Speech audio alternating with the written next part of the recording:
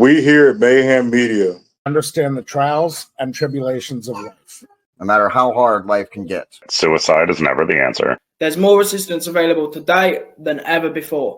If you or a loved one are suffering from suicidal thoughts, please don't try and take it on alone. Call or text 988 if you live in the United States. Or if you're in Great Britain, call 116123 or text 85258. The world is a better place with you in it.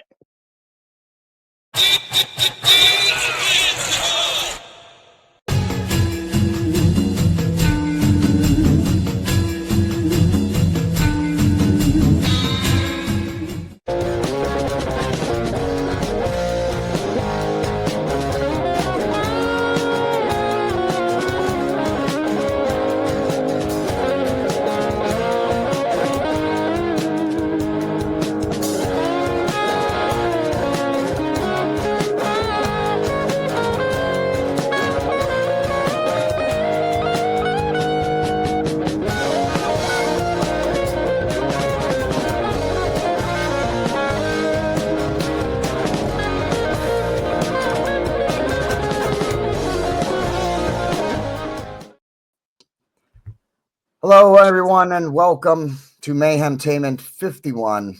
I am your host, JD, and we got another great episode for you, another part of our Generations of Wrestling. And joining me are the three guys that joined me for the first one, the one and only, the cold-blooded himself, Austin Diamond. How's it going, gentlemen? For representing OVW and about to be new father, Jesse Morris. J-Mo, thanks for coming back, J-Mo. Absolutely. Thanks for having me. Should be a good time tonight. And from the In-Ring Wrestling Podcast, go follow him on YouTube and Facebook, Casey Thompson. And, of course, he does the In-Ring Wrestling Podcast with none other than Kevin Kelly. Thanks for having me, guys. Yeah, it's great. I'm glad all three of you guys could come back for part two of this. This is where we're going to get perspectives on wrestling from different generations of wrestlers. And the main topic that I wanted to jump in on first was match psychology and the way matches are set up and how they've changed over the years. If you look all the way back and even into the 50s and back further, main events were in the middle of the card, and matches would almost always run nearly an hour. And now to see an hour match, they call it an Iron Man match. So we don't even get to see those as standard anymore. Now they're a gimmick match for a match to go an hour. So I wanted to talk to you guys. What are your guys' thoughts? I'm going to start with Casey this time to start. Casey, what are your thoughts on how wrestling, the matches themselves have changed? I think it's just an evolution. Everything evolves. So every time everything changes. And the thing about wrestling is wrestling's a cycle. Everything cycles. So everything comes back around. So, I mean, everyone's like, you stole my gimmick or you've stole my move. Someone else has already had it. That's just part of wrestling. Absolutely. And you're right about that. Even through cycles. And that's not just wrestling. That's with, a lot of sports are like that. Football included has its cycles. J-Mo, what are your thoughts on the matches? Well, it's kind of like what he's talking about as far as, it cycles through because you do have to adapt with the times. And at the end of the day, today's society, it's just a fast-paced environment. Everything about our world today is fast-paced, and it's hard to keep someone's attention span long enough. When you're running a television show, all it takes now is just a click of a button and they're off your TV. So, sometimes it's hard to keep, the attention span long enough to keep those hour-long matches going, so... All right. I'm going to ask a follow-up about the attention span in just a minute. But Austin, do you have any specific thoughts on the way matches have changed? Building only on what these two fine gentlemen have already said, you're moving with the times. And these folks, they want that faster-paced match. With each year, it seems like it's just leaning a little further into it. And it is harder to keep their attention than it once was. It is not as straightforward to send two guys out there in plain black trunks with plain boots and milk a headlock for 15 minutes. It is a hell of a feat in and of itself to have them for 15 minutes still. And with that, I think that creates our need for moments that so many of these cats are chasing now. So Yeah, following up with that then, because you're a younger guy into the wrestler, and how would you feel if hour-long matches were the standard? A lot of cats would be weeded out because cardio isn't what it once was. And if these cats are wanting to run an hour-long match the way that they run their 7-minute match, they're going to be blown up or dead by the 20-minute mark for a lot of them. And that's the other thing. These high-paced matches, you couldn't do an hour-long match of these guys walking across the ropes and doing moonsaults from the top turnbuckle and corkscrew punches and through tables. You can't do that kind of stuff for an hour straight. There would have to be some of those lulls, the headlocks, the full Nelson, the arm bar, the wrist lock. Now, I want to ask you, follow up on something JMO said, and JMO, I'll let you go first then. You talk about the attention span and how it's hard to keep people's attention. No doubts. With the episodes that we make, some of them run an hour, and we don't like to go over an hour specifically because we know people are going to turn it off once they reach that hour mark. But does that, you run a TV show, so you have to give the people what they want, but where do you draw the line? What if people are going out and we start having 4 or 5 minute matches? And even sometimes we do now, they're called squash matches. Squash matches used to take 10 minutes. Now, a regular match takes 10 to 15 minutes, and a squash match is under 5. Well, the thing is, I can give you two different types of answers. I can give you the political answer. I can give you the politically correct, I'm in the office answer, and I can give you, how I personally feel. Well, why don't you give us both? Okay. So from the politically correct side of things, the guys are going out there and pretty much for the basic, when it comes to television, they're doing what they're told. So they're only given 7 minutes. They're only given 6 minutes. They're only given, 8 minutes with a, 2-minute commercial break. And when you come back, you only got 3 minutes. So from the TV perspective side of things, it's fast paced, but like we said, in today's environment, with commercials and with, selling advertising and with all the things that we have to cram into that hour, it affects the work in the ring. Does it have to now? Now that's where you get into my personal side of things. I think a lot of guys use that as an excuse to stop working. You could still work a crowd. And I think not only do they use it as an excuse, but they also use it as a crutch not to. We don't have to worry about doing that. We don't have to worry about taking those small moments because we got 6 minutes. So let's just get our shit in. Let's go out there and get our shit in. And a lot of that comes up to the worker. And sometimes you got good wrestlers and sometimes you got good workers and sometimes you got both. And you need both to be able to do it right. Yeah, that's a great answer, JMO. I think that's exactly right. I think you hit it right on the head with that. I think as Austin said, a lot of people would be weeded out if you gave some of these wrestlers longer matches or more opportunities because they wouldn't have the cardio. Casey, with the short attention span and stuff, as I was asking JMO, is how far do we go with that? How short do we make these matches? If people just want these little clips, then how far do we go? Well, I don't think the short attention span is something that's new. It's been going on for generations and generations. Because back when I was wrestling with WCW, I remember talking with Kevin Sullivan. He's like, the average person's attention span is 17 seconds. After 17 seconds, you gotta get their attention. See, like a JMO, he's already leaving because he's tired of it. See, yeah, just perfect. Yeah, perfect. You've actually opened up a lot already. An hour match, I would say the majority of all wrestlers couldn't wrestle an hour match, not because of the cardio or this or that. They can't do it because they can't wrestle for an hour long and keep on doing stuff on the fly. First of all, the way they do stuff nowadays by calling everything in the back, they're not going to be able to call an hour's worth of wrestling and remember everything. Now, I have wrestled hour-long matches in my life. I've wrestled about 5 or 6 of them.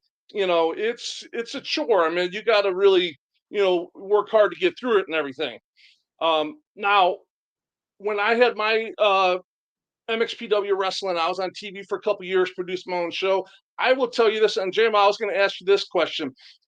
How many guys, I was talking about this with Kevin Kelly on our podcast this week, and when I would say, okay, you got 6 minutes, and that's, or say 6 minutes, right? TV match. And that's from entrance to exit, music and entrance to exits, everything is 6 minutes. So back in when we were doing stuff, you had 30 seconds. You're supposed to be in the ring ready to go because that's how short you wanted your entrance to go. And hold that thought because I'm going to come back because we're talking about how the landscape of wrestling has changed. And we were talking about before we went on the air. So just remind me of that for I don't forget, okay? Absolutely. That's definitely, I'll make that the next point then. Yeah. Okay, so a 6-minute match. So, JMO, you produce the shows, right? Yes, sir. So, there's correct me if I'm wrong, I'm sure everything's the same. You guys have a runtime, the whole show running. That's correct. Everything's broken down into segments and everything. That is correct. So I would have, say, like I said, the 6-minute match. So they go in there and then I would have a runtime. So I'm doing the whole show and I'm like, holy shit, I'm at the end. And now we're about 11 minutes short in the show going into the last segment because all these guys who want to go out there and do a million moves, all this stuff, they can't do a 6-minute TV match. They cut them short. A 7-minute TV match, they cut it short. They take it home before they get the signal from the referee and his IFB or get the Iggy from whoever. 90% of them, this is my experience, and I've seen it a lot on television, 90% of everyone goes short on their time. So what would happen is I used to have one of my main guys was Norman Smiley, which everyone knows Norman. He's incredible. He's great. So I'd go to Norman. I'd say, hey, Norman, you're supposed to have 12 minutes on your segment, your last match. Do me a favor. Can you throw in 20? And he's like, absolutely, Casey, whatever you want. And he would go and give me 20 minutes of solid wrestling, not no house show, gaga, bullshit. It would be all legit, putting the time in. So most people can't wrestle a full match like that. Do you have that experience at all? Absolutely. Every week. And that's why you have certain guys in your main events, because you got to have guys in your main event that are able to work on the fly, that are able to make those changes. And it goes both ways. Sometimes we end up with extra time. Sometimes they end up with less time. Sometimes we end up in situations where stuff's ran over and we're like, all right, guys, we've got 4 minutes and 38 seconds on the air. We need you to get out there and get this shit in. So it goes both ways. But you are correct. A lot of times guys go out there, you give them 6 minutes, the next thing you know, they're hitting 3 with 3 minutes and 30 seconds on the clock, and you got to fill it in. And that does happen a lot in the main event. The main event usually picks up the slack one way or the other. And I believe I have a reason. One of the reasons why I believe that happens is because nowadays they're not doing any house shows. That's where, just like anything, you got to put the reps in. To do everything perfect, you got to do them 1,000 times to be able to perfect the move and everything.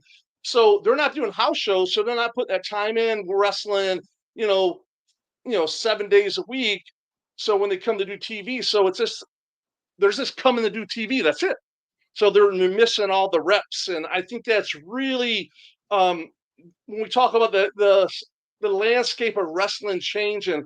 I think that's really makes a big difference. And I think to myself personally, I think it hurts wrestling I know it's not cost efficient, this and that. So, because I've always said, I don't care if you're wrestling in front of 15 people or 20,000 people. It doesn't matter because your job is going out there to get a reaction out of that person. So if you can get a reaction out of 15 people, 10,000, 15,000 is going to be much easier to do. So, but when they're not having those reps and that time to go and develop their craft, I think that's why we see what we see. And I think that's a big part why everything is called in the back from start to finish. And they do a walkthrough, they go over it, they rehearse it. Back from, my day, we just say they'd come up. A lot of times you're in 2 separate dressing rooms. You didn't even talk to the guy. The referee come up and say, hey, you're wrestling such and such. He's going over with, here's the finish. All right, how much time we got? You got 9 minutes. Okay. So we go out and wrestle and we go into the ring, and that's the first time I seen the guy. And then we just call it in there. That's when you had a ring general. Usually it was the heel back in those days, and the heel would call the match, and you just listen, and go. It's funny you say that, Casey, because me and another agent were actually talking about this at TV last week. Because one of the things that we experienced 20 years ago when we were coming in, you'd be sitting there and just next thing you know, hey, I need you and you. I need you to go out there and give me 3 minutes. We got a little time to kill. Just go out there, baby finish. And you just went out there and worked. There was you didn't even have time to call it. You didn't have time, nothing. Literally, you're going to the ring. You don't even know who's coming out behind you. Like we can't do those things no more. We've done those, but we can't do those things no more. You just don't see it. And I think generation times changed and how the business has evolved has a lot to do with that. And I think it has changed the mentality of the worker. And I think the one thing that we benefit from our generation is guys like Ric Flair and guys like, all those guys. They had the opportunity to learn how to work and work house shows and work business before television became a thing. So when we got our version of television from those guys, they knew how to work already. So it was different when you got today's kids, and I don't mean with no disrespect saying kids, it's just this nature of the beast. Today's wrestlers coming up in the society of just strictly television, training at a television company, only working television matches. As he said, they don't have the reps. They don't know how to go out there and work a crowd because they've never had to. On our show, we were just talking about that. He was like, where do you see, WWE's like took away all their house shows now. And he's like, so we're talking about, the big R-Truth didn't resign, and, the internet's going crazy over it and this and that. And meanwhile, the guy's been there 17 years. He's 53 years old. He's had a hell of a run. He's made a little bit of coin. Look, hopefully he saved it and invested it smartly. But he could live off of the next 20 years just doing conventions and make a living. So he's going to be fine. But we were talking about how TKO is changing even now, changing the landscape of WWE even more because now they're taking away like all those mid-card guys. Besides the main eventers, that's all they have to have in their contract anymore because they can take the bottom guys. Why am I paying a guy a nightly, a contract when I can just use someone on a nightly deal, put him in, get him out, and just pay him a nightly deal. So we were talking a lot about that, different scenarios, what we think, how the business is going, because it's becoming more even tighter than it used to be when Vince was there. Now that it's more corporate America than from a wrestling, from a wrestling family developing to how WWE is. So now it's all more about the dollars and cents. They don't care. So if you can't hit that budget, they're just going to start cutting people. So my thing is like, I think they're going to cut out, and I think it's a shame they're going to cut all the mid card guys out because they can fill it in with anybody because they have AAA, they got TNA, they have a relationship with. They can pull anyone they want and just put them all in there, pay them $750 for the night, and they're saving millions of dollars a year by doing that. Because they don't have to pay any royalties for merchandise. They don't pay for any royalties for video. Well, I mean, they don't have any videos anymore like they used to. But you see where I'm getting at. So it's going to be interesting to see how it's really going to change the business, I think. And I think to tie off of that too, I think it could actually even go back to how it used to be. Like you used to in this business, you used to have to get in the car and you used to have to ride the road 7 days a week to make any money. There was no guaranteed money. You had to go out there. The kids today talk about, not wanting to be a jobber. You don't even know what that word means. Like, get the hell out of here. Like, because Kevin asked me, he said, what's your top, no gimmicks, no merchandise, nothing, just straight wrestling pay. What was your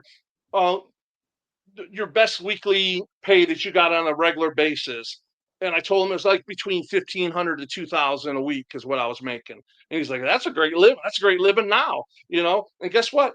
I did the job, but I was making money, I didn't care as long as I get that check with Ted Turner's signature on it every 2 weeks.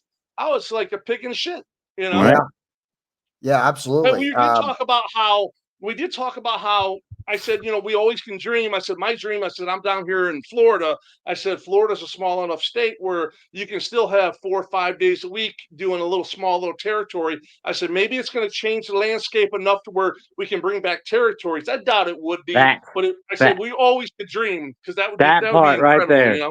Yes. In my opinion, if I can jump in here a minute, in my opinion, I think that's the way it does need to go. And I do see that as it's only your show. You But can't jump in. It's only your show. You can't are you jump kidding? in. Yeah, are you kidding me? I want you. If you guys talk and I don't have to say anything, I'll be happy to sit No, here with I'm a just- smile on my I'm face just and let the messing with you. professionals talk it out, please. I don't. And anytime you guys get into a thing, I'm not going to interrupt. Trust me. No, I want I'm you just guys playing to with talk. You guys have something to say. Trust me. They don't want to hear what I have to say. I brought you guys on so that they will want to tune into my show to hear what you have to say. But I wanted to jump in and now I got sidetracked. About the oh, you know what? Forget it. Back to you guys. Okay, I got something to go to. We were talking about earlier. You're talking about the matches. How can you go bring them up to speed? What we're talking about.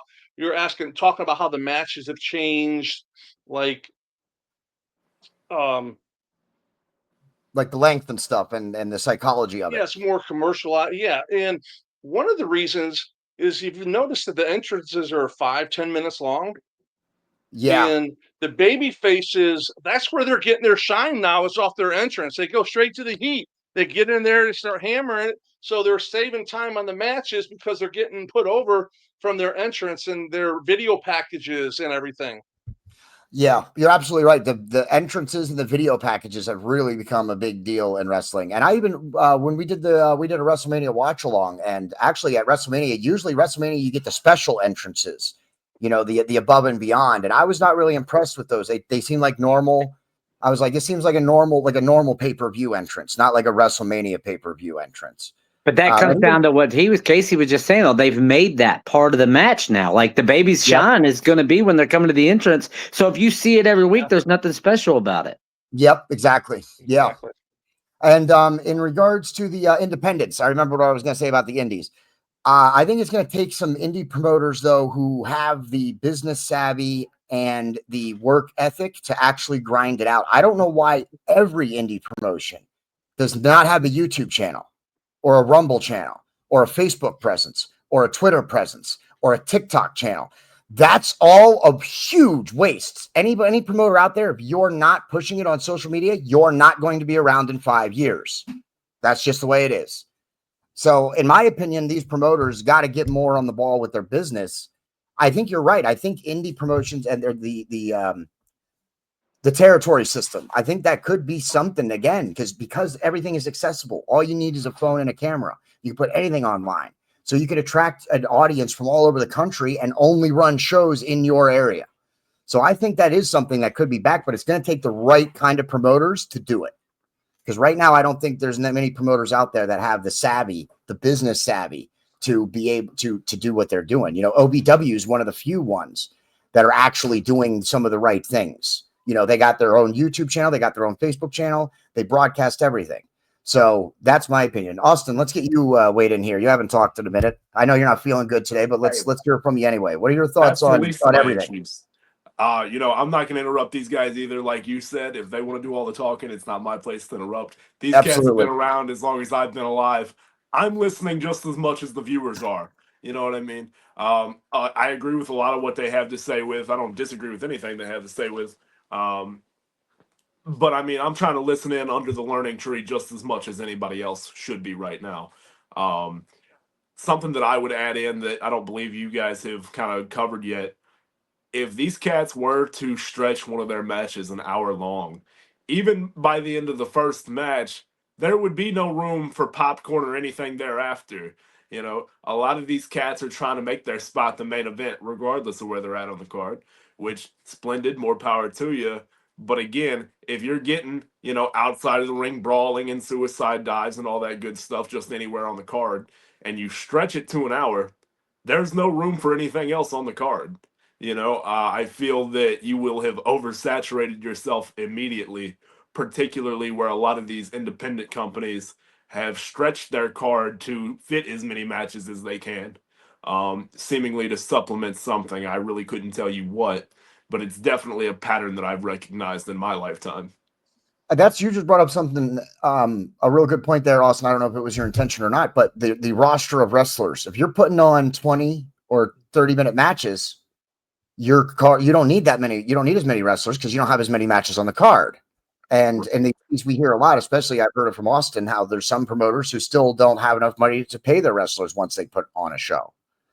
So that would solve. I mean, put on longer matches, hire less people. Seems to be. Well, wrestling hasn't evolved very much there. Yeah, you're right about that. I mean, that goes all the way back to you, promoters not being able to pay their wrestlers. Yeah. I mean, I remember back in the day they're talking about, I got $25 in a hot dog and a Coke. My day, this is when I first started. I was paying my dues, and they're supposed to do this, and this is the way it was. We would have to set up the ring, wrestle, and tear down the ring. I would set up the ring. I'd wrestle the first match as a babyface, and then I'd wrestle the main event under a mask. And so I did double duty, which is really great. And that's where I got the hour matches. I was wrestling an old territory guy by the name of Golden Boy Jerry Gray. He was, tag team partners with Dr. Tom Pritchard out in Oregon. He was in Memphis. He's the Bahamas champion in Florida wrestling. Him and Bob Cook were the Mighty Yankees under the mask. And so I got, first 5 years of my wrestling, that's what I did. I was paying my dues, putting my time in. And we weren't getting money. We were like getting yelled at. If you don't tear down the ring, you're not getting any of the leftover hot dogs and Cokes and stale popcorn. We were just, happy to be there and be a part of it. But yeah, when I ran my promotion, I tried to do everything once sensible that, it was all about the budget. I can't see these guys having 11, 12, 14 matches on an independent show and paying everyone. It's impossible. They're not drawing enough to do that. I would always have like 6 matches. I'd have one tag team match, the rest is singles. Once in a while I have a 3-way, which I hate 3-way matches and all that kind of stuff. Yeah, I can't stand them. Part three gimmick matches. But they're never triple threat matches anyway. They're always 3 singles matches made into one because Yeah. So, but I would. This goes back to the beginning. We're talking about the attention span. My shows would be maximum 2 hours long with an intermission. So I remember when I started, they'd have 2 intermissions during the show. So after like second or third match, they have intermission, and then they'd have it right before the main event. So, but after I got going, and when I'd wrestle babyface, and I wrestle on independence, you guys talk about the main event. Everyone wants to be the main event. I always wanted to be the match before intermission when I was a babyface, because I would go out there, I'll tell the guy, okay, just beat the shit out of me. Just give me a big shine, big comeback. I'm gonna get a lot of sympathy with everyone in the crowd, and I'm gonna roll right out from that ring, go right to that gimmick table, and sell all my gimmicks, because I'm gonna sell my ass off and get that sympathy for I can make all that merchandise money. And so the match before intermission was exactly where I always wanted to be. Absolutely, 100%. And you said something right there, just what you were talking about. The kids today don't know how to do that. They don't know how to go out there and get sympathy to make them some money. They're so worried about going over. They're so worried about not working that they forget they can work and make money. J-Lo, the kids today with social media, and I've said this to Austin too. I don't know why these young wrestlers, how are you not promoting yourself? Like, I don't get it. Like they just show up to a card, think that they're gonna be the next Will Ospreay or Triple H. And it's like, and they want $100 to wrestle. If you ain't, and you can't sell me 10 tickets, but you want me to pay you $100. Get the hell out of here. Yeah, exactly. Talking about that, we were talking about the ROI, the return on investment, and because we're talking about, we had we did an extra podcast, a little spot show, because Kevin's like, hey, listen, you heard about R-Truth, right? Let's talk about it because it's hot right now. It's trending. So us old people were jumping on the, what was trending and everything. So we were talking about it, and I was like, the thing is with a lot of these name wrestlers, when they leave from the big machine like WWE, that whole universe there, they're like, yeah, I want $15,000. Get out of here. And I used to have, and I've had the biggest names in the wrestling business wrestle for me. And I would say, if they say they wanted $10,000, I'm like, no problem. I said, I tell you what, you're sure you can draw me $10,000 worth of tickets? Because if so, you got that money, I'll pay you. But if you don't, you're going to wrestle for free. So if you're not the return on my investment, you're not worth it. So what they have to realize is when they leave, they're making that big money because they're with the big group. And it's not, and I don't think there's many guys that are worth that big money because there's a top few of the mega stars. You got, you know, John Cena, you got Roman Reigns, all those top guys like that. But all those other guys, it's not necessarily them. I believe it's all people aren't coming to say, WWE's in town. I'm going to go see R-Truth.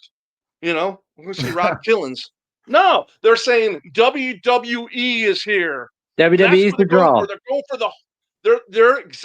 they're the draw, the WWE universe. And you've seen how they played that over the years, how Vince really made that a whole, how his whole business structure was around being WWE universe because they're selling the name so they can insert who they want. So as long as they have those top people that they realize, so when they come off of TV and they're hot and everything, and Kevin was talking about, they asked 25 and then going down for coming in for 1,500, because, at the end of the day, anyone in the right mind, you're going to leave the house for make $1,000 or sit at home and make nothing, Exactly. because then they can sell all their gimmicks and that stuff, and they're going to make up a lot of that stuff on the back end. Yeah. Same way as you said, though, like when it comes to, you think you're worth $1,500? I tell you what, my tickets are $20 a piece. I'll give you $10 off every ticket I sell. Let's do business and let's have fun. If you think you could draw that much, I hope you could draw that much. Let's do it together. Come on. Yeah, absolutely. And you're right. People get caught up in the corporate structure of wrestling because of the WWE and now AEW, TNA. They think that's what it is. But once you leave those, if you're not picked up by one of the other ones, then the only place you have to go is to the smaller indies, and they're not going to be paying you tens of thousands of dollars to show up for a card because, as Casey just pointed out, they're not coming for that wrestler. It's not that the wrestler is not the draw. The company, the WWE universe, is the draw. Well, exactly, because they're not going to draw. They're not going to draw you. Like if you're drawing an average of 100 people a week or 150 people a week, bringing in, Joe Blow isn't going to make you instantly draw 1,000. It's just not going to happen. Like, Nope. and like he said, unless you're bringing in like a Stone Cold Steve Austin or someone out there who actually is going to be a huge draw for you, then they're not going to break. They're not going to bring you in what they're trying to ask you for. No way. Yeah, absolutely. Austin, it kind of proves itself. Look at TNA; they're not drawn. AEW, they're dying. And what are they doing? They're taking all the guys from WWE, bringing them in, and guess what? It's telling you right there. It's the WWE universe what is drawing. The company's drawing, not the individual people. Otherwise, you had CM Punk. Yeah, he drew a little, and he boosted the numbers there. But then you look at all the rest of the guys that are not drawn for those companies. So, they have to, their premise was AEW, they're going to, grassroots, they're going to build their guys up and stuff like that. And then they changed it. Got lost in, I couldn't agree more with that statement. That's my biggest complaint with AEW is when they started, they were bringing me new wrestlers I hadn't seen before, building new gimmicks, developing their talent. Like I was interested in that, and I'm still an AEW fan, but man, seeing like Edge in and Christian in and all these WWE guys jumping over, I think it's great that there's a place for them to go if they want to get away from the WWE way of doing things. I think it's great that they have another place to go, but as a company, they shouldn't be putting over Edge as soon as he gets in. He should be losing some matches, and he should be putting over some of AEW's talent, the talent that's been there since the beginning. That's what should have happened with Edge, with Christian, with Punk, who I'm not a fan of, with Daniel Bryanson. All of those guys from WWE, when they came to AEW, they should have been putting over the AEW guys, not the AEW guys putting over the WWE guys. I had a big problem with that when they were doing that. Here's an unpopular opinion too. Storytelling sells tickets. and you have long-time storytelling in WWE that you're not getting in these other places. Just You're not- no, recently, you're not. just last week, we had John Cena versus freaking R-Truth. How many years have we been hearing R-Truth say John Cena is his favorite wrestler? For the last 6 years, he's been saying that. Long-time storytelling still sells tickets. That's Yeah. not what Oh. you're getting over there when they're jumping over there. And what No, have no, who have I ever beat though? That is. Funny you're saying that, because I was sitting here thinking, I'm like, they have national TV, and it's not hard to get people behind someone. You just have to put the time in and develop it. I'll give you a scenario here. I had this storyline behind it. I had this one kid wrestling for me. He's about 160, 165 pounds, 70 pounds, a small kid. He'd come in. So we did the angle where he'd try to get in the back door, have his stuff with them, because wrestlers always had their gear with you, and they would shut the door on him. Wrestlers would walk by and say, "Hey kid, how you doing? Want an autograph?" Just messing with them little by little each week. Finally I was the director of operations, whatever, so I came by and he cornered me. He's like, "Hey, I want to wrestle. I want to wrestle." I'm like, "Who, you're a wrestler?" And we built it up week by week. And I'm like, "Okay, you know what? You want to be a wrestler? Go ahead. Sign all these papers, sign the releases, go out there. You want to wrestle? You're ready. You're in your gear." He was already in his gear. I said, "You go out there right now, go out to the ring and wrestle who's ever in there." He went out there, and I think it was, I think we had the Warlord out there. And the Warlord just looked at him and just killed him, just beat the living crap out of him. And so we're all sitting, we see little vignettes in the back there. Everyone's kind of laughing or whatever. The next week, he's at the back door again. "I want to wrestle. I want to wrestle." The same scenario. We put him back out there. He gets the crap beat out of him again. But now he's starting to build a little sympathy with the people. Yeah. The people are starting to get behind him. And then he comes up and he's like, "I want in the tag team tournament for the titles." "Okay, you want it? Fine. Go find yourself a partner." He's going around asking all the guys on the roster to be his partner. And so we just built it up little by little. Next thing you know, a couple months down the road, he became like a draw for the company, because we built it up from the grassroots all the way up and had sympathy built behind it, and the crowd got behind him. And it was not rocket scientists to figure this stuff out. No, it's But not. when you're out there fantasy booking who you grew up wanting to see and stuff like that, that's when you're just wasting the opportunity and the outlet that you have.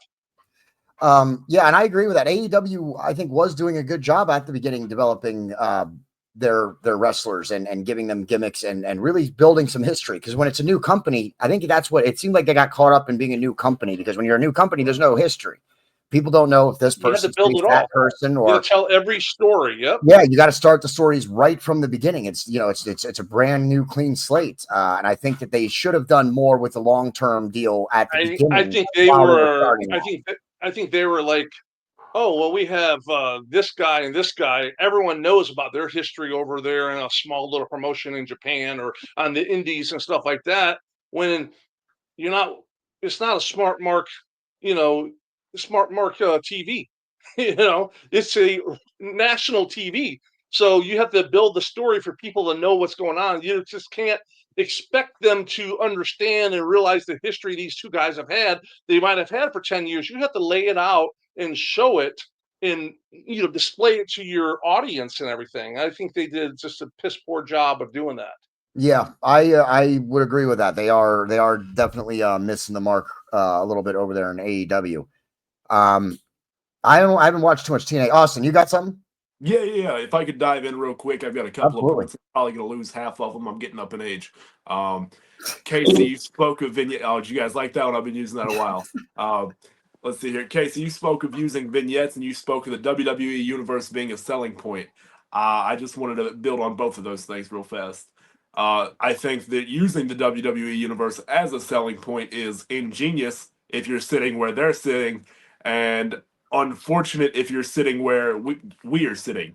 I think that promoters on a smaller scale see that, and they see that the company is able to sell just the company, regardless of what's on the card.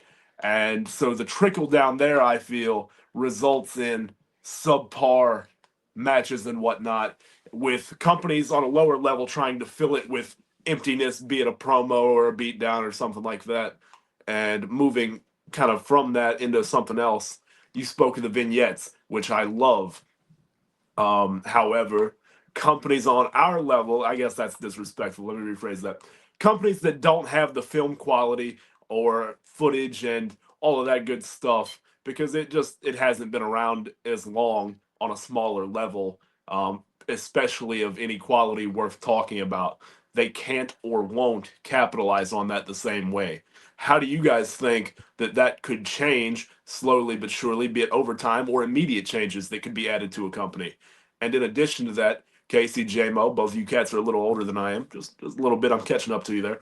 How would you say that the vignette culture of wrestling has changed things? Because when you guys were breaking in, that wasn't near as prevalent as it is now. It seems everybody's got their own Tron package and things now.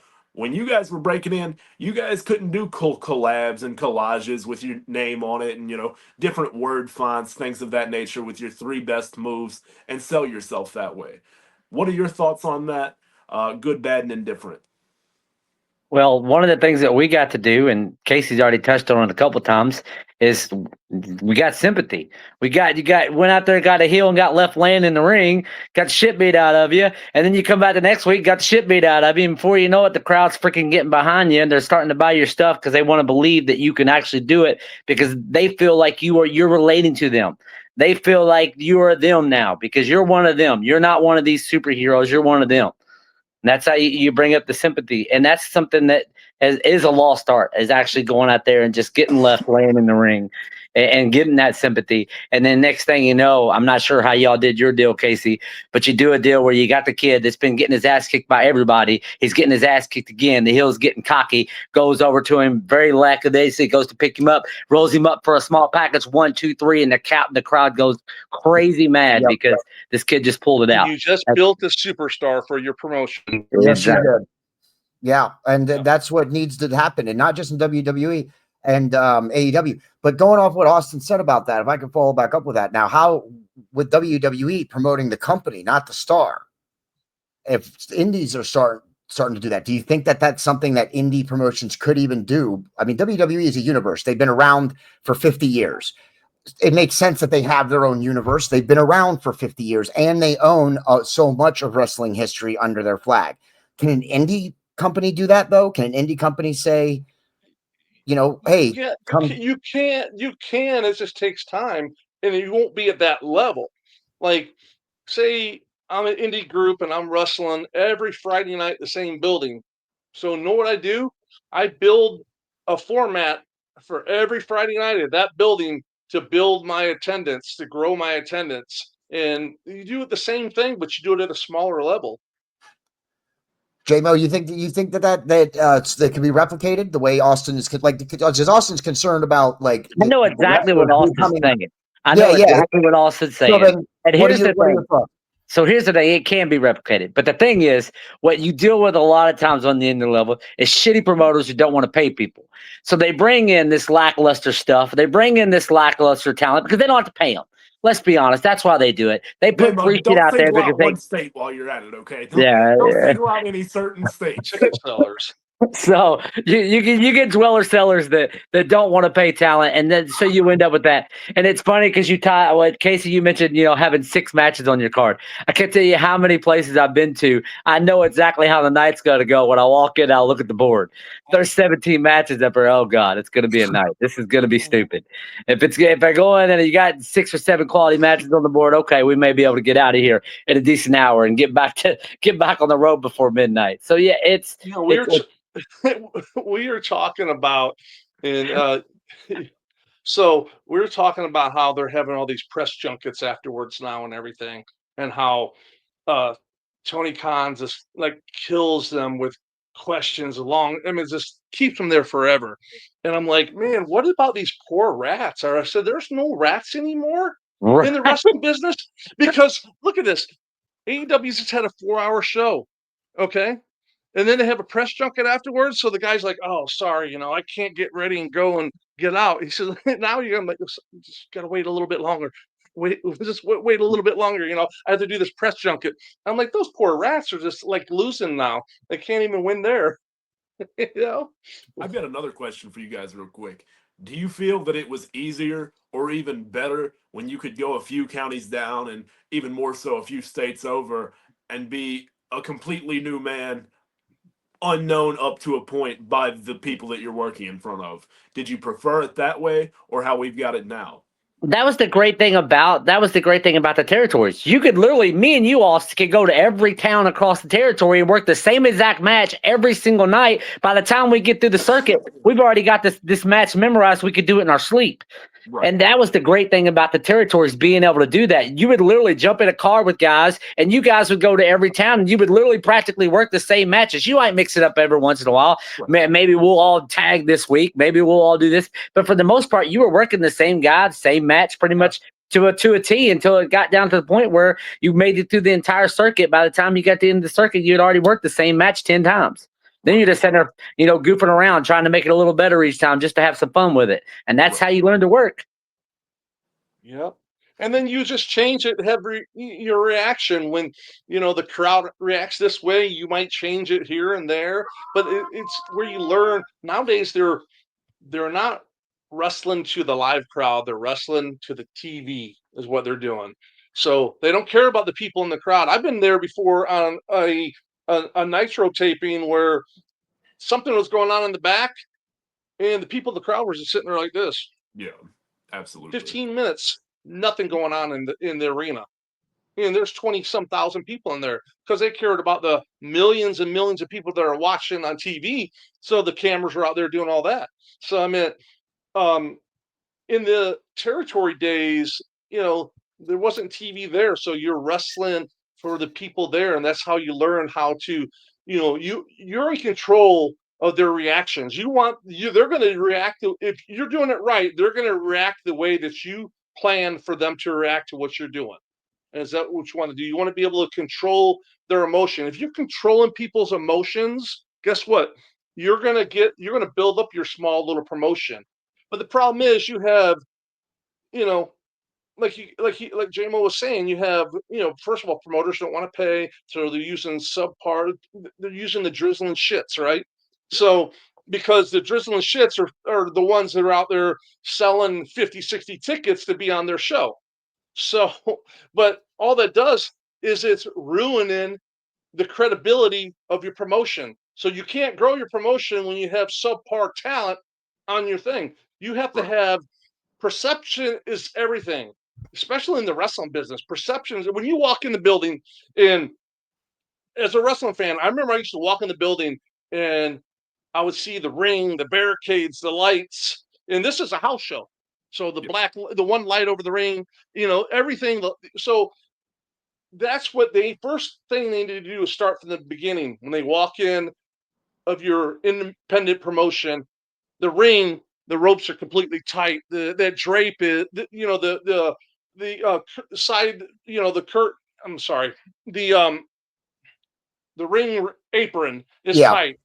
Everything is snug. Everything's in line. So the perception, they look at it and say, "Oh wow, this looks like a real deal here." And then from there, you start making everything else. Your wrestlers look like wrestlers. You don't want to have 15 people on your roster wearing sneakers and jeans and stuff like t-shirts. You want to have people that look like a wrestler. Yep. And then I think the biggest thing is you want to have a fair share of guys in that crowd that guy sitting in the first row says, "Shit, I don't want to mess with that guy." Look at the guy up in the ring. I don't want to mess with that guy out in the alley because he's going to kick my ass. Nowadays, most of the guys sitting in the first row can kick the guy's ass in the ring. So those are things that help build and look like a legitimate company. So there's a lot of things that have to, change, and they're not hard changes to make the business better. So it's just a little food for thought there. Yeah, absolutely. And I'm sorry, I got things going off here and everything at my house. People don't know I'm shooting, I guess.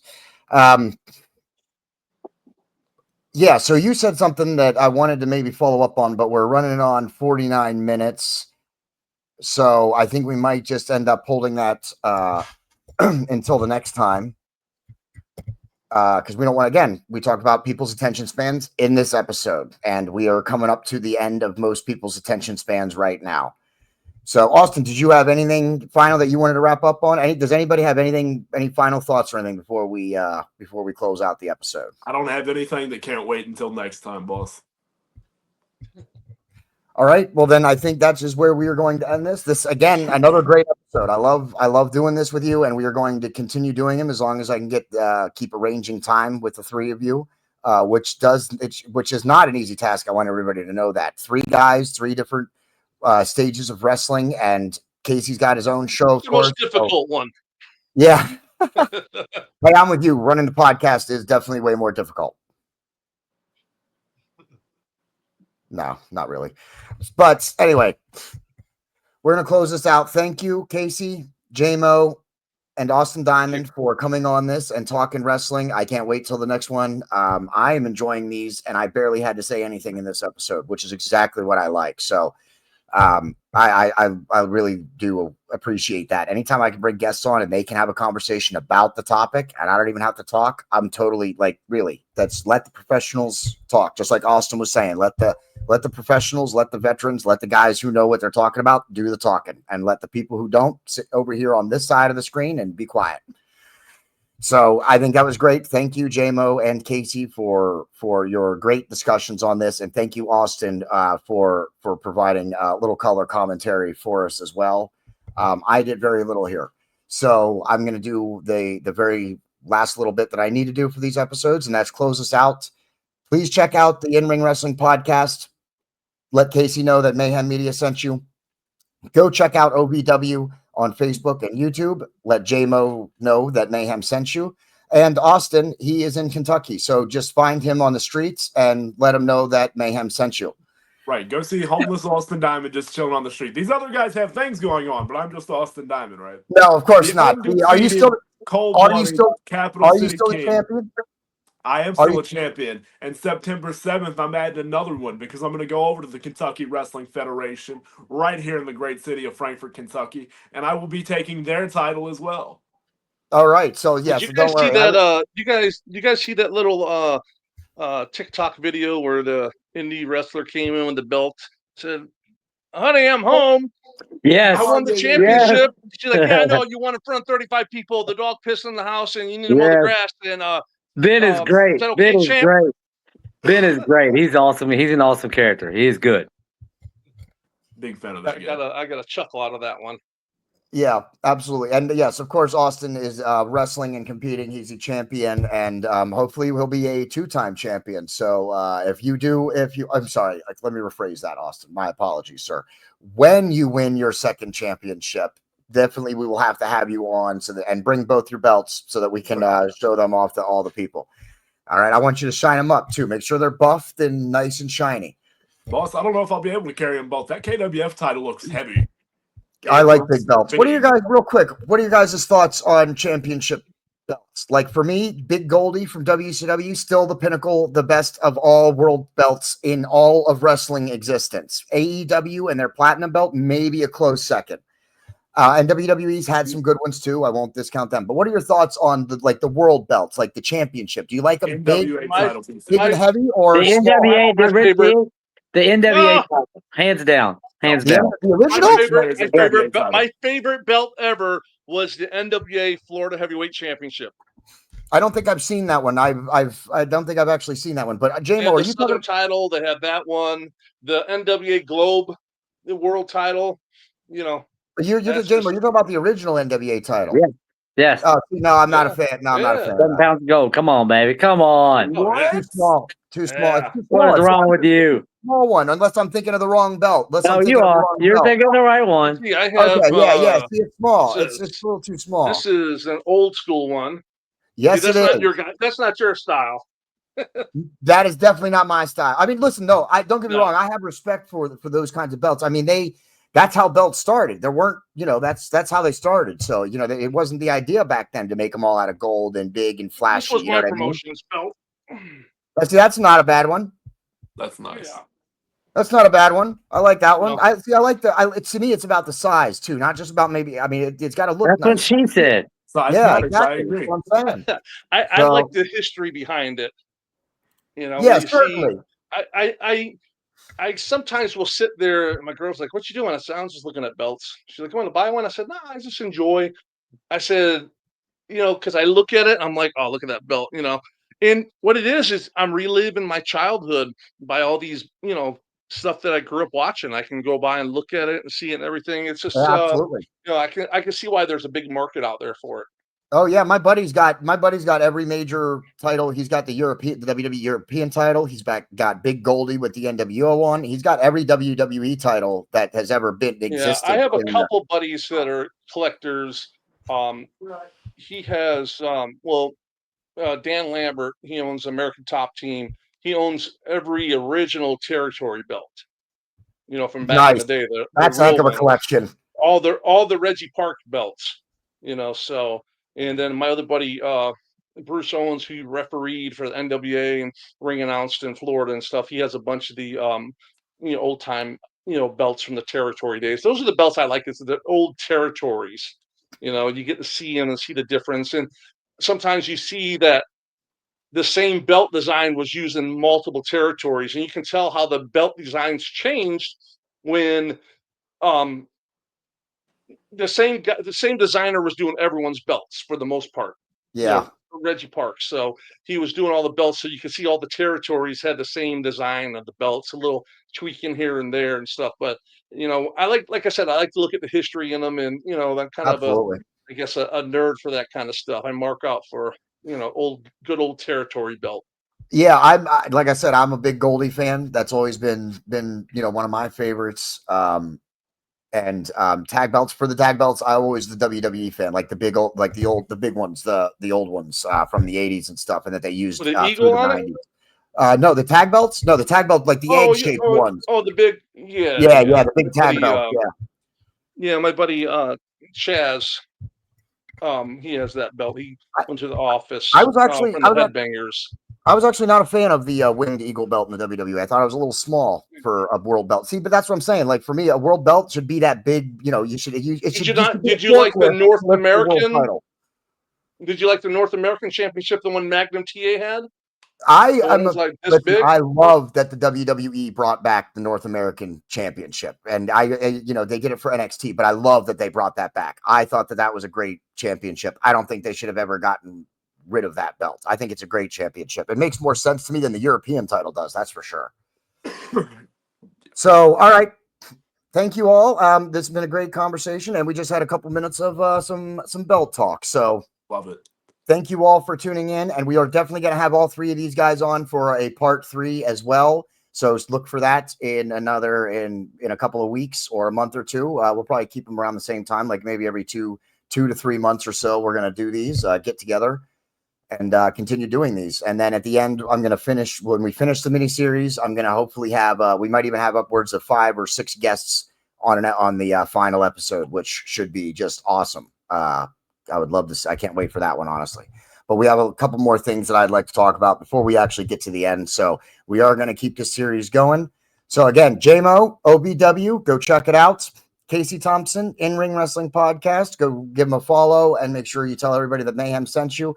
Austin Diamond will be a 2-time champion soon. But for now, he is a current, what the belt do you have? I'm sorry. I have the Doomsday Pro Wrestling Heavyweight Championship, and the Kentucky Wrestling Federation will be here for our next film. Okay, excellent. And make sure you bring both the belts, even if it's not for this, or we have you on a separate episode. So bring the belts. Right. Excellent. So, all right, then thank you for tuning in. This has been Mayhemtainment, episode 51. Marcus Frederiksen's going to play us out. Check his music out, reverbnation.com/Marcus Frederiksen. Check out our storefront, bonfire.com/store/Mayhem Media shop, and follow us on Facebook, YouTube, and Rumble. Until next time, I am your host, JD, and that's the end.